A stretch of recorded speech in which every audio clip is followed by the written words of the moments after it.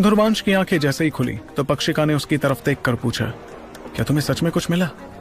उसकी आवाज में बेचैनी और खुशी झलक रही थी, लेकिन साथ ही साथ उसके चेहरे पर काफी हैरानी भी थी कि जो काम किलारो दल इतने वक्त से नहीं कर पाया था वो ध्रुवांश ने कर दिया था। तब ध्रुवांश ने गहराई की तरफ देखते हुए कहा, मेरे ख्याल से तो मैंने जो देखा वो किसी तरह का प्राचीन पत्थर था। इतना ही नहीं, उसकी शक्तियां बहुत ही ज्यादा ताकतवर है।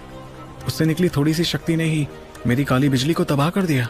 इस पर पक्षिका ने उसे बताया, इतनी गहराई में जो चीज होगी वो तो जरूर बेहद ताकतवर ही होगी। खैर चलो, अब जो कि हमें पता चली गया है कि नीचे कुछ है, तो यहाँ से चलते हैं। मैं भी ये जानने को बहुत बेकरार हूँ कि आखिर इस जगह की गहराई में कौन सा शक्तिशाली खजाना छुपा है। ये सुनकर ध्रुवांश ने अपना सिर हिलाया, जिसके बाद वो दोनों ही नीचे जाने लगे। मगर जाने से पहले ध्रुवांश ने पक्षिका से कहा, देखो, एक बात मैं पहले ही बता देना चाहता हूँ कि उस जगह पर बहुत ही ज्यादा खतरनाक दबाव महसूस होगा और वहां जाते जाते ही धारा बिजलियां हमले करने लगेंगी। मैं उन्हें बिजली नियंत्रण तकनीक से शांत करूंगा, इसलिए तुम मेरे बिल्कुल पास ही रहना। उसकी बात पर पक्षिका के चेहरे पर हल्की मुस्कुराहट आ गई, जिसके साथ उसने अपना सिर हिलाते हुए कहा, ठीक है, इस बार हम दोनों की सलामती की जिम्मेदारी मैं तुम्हें सौंपती हूँ ध्रुवांश। चलो अच्छा है, कहीं पर तो तुम्हारी काबिलियत हमारे काम आई। पक्षिका के इतना कहते ही ध्रुवांश ने अपना सिर हिलाया, जिसके बाद वो दोनों ही नीचे जाने लगे। इस बीच ध्रुवांश आसपास की धारा बिजलियों को अलग करते हुए पक्षिका को नीचे ले जाता गया। वो लोग जिस हिस्से में जा रहे थे वो उस समंदर का सबसे गहरा हिस्सा माना जा सकता था। उन दोनों के आसपास खतरनाक धारा बिजलियां तैरती जा रही थीं, जिससे पक्षिका को थोड़ी घबराहट भी महसूस हो रही थी। लेकिन किस्मत से किसी भी धारा बिजली ने उन दोनों पर हमला नहीं किया।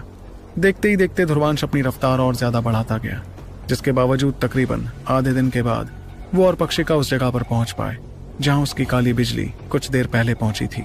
उस जगह पर पहुंचते ही उन दोनों ने देखा कि वहां धारा बिजलियों की तादाद भी काफी कम हो गई थी। इस वजह से उनकी रफ्तार भी थोड़ी धीमी हो गई। फिर सामने दिखते घने अंधेरे को देखते हुए वो दोनों समझने लगे कि वहां एक भी धारा बिजली नहीं थी। इसका मतलब ये शक्तिशाली और जंगली धारा बिजलियां तक उस जगह पर जाने में खौफ महसूस कर रही थी। ऐसे में उस जगह से जुड़े खतरे का अंदाजा लगाया जा सकता था। इतने में ध्रुवांश ने भारी आवाज में कहा, मैंने उस प्राचीन पत्थर को उस अंधेरे के अंदर महसूस किया था। वैसे तो उस जगह पर एक अजीब सी शांति छाई थी, मगर ध्रुवांश और पक्षिका सावधान हो गए थे। जाहिर सी बात थी कि ऐसी गहराई में उन्हें थोड़ा खतरा महसूस हो रहा था। वहीं उसकी बात सुनकर पक्षिका ने भी अपना सिर हिलाया, जिसके बाद वो दोनों एक साथ नीचे जाने लगे। कुछ पलों बाद वो उस अंधेरे के अंदर चले गए, लेकिन अंदर जाते ही पक्षिका को महसूस होता खतरा बढ़ने लगा। इस वजह से उसकी आंखें सिकुड़ने लगी और वो कुछ भी कहती उससे पहले ही बिजली की एक अजीब सी गर्जन दोनों के कानों में गूंज उठी। वो आवाज सुनते ही दोनों के शरीर वहीं के वहीं जम गए और तब पक्षिका ने ढेर सारी आयुष्मान ज्वाला निकालते हुए दोनों को बचाने की कोशिश की। आयुष्मान ज्वाला कवच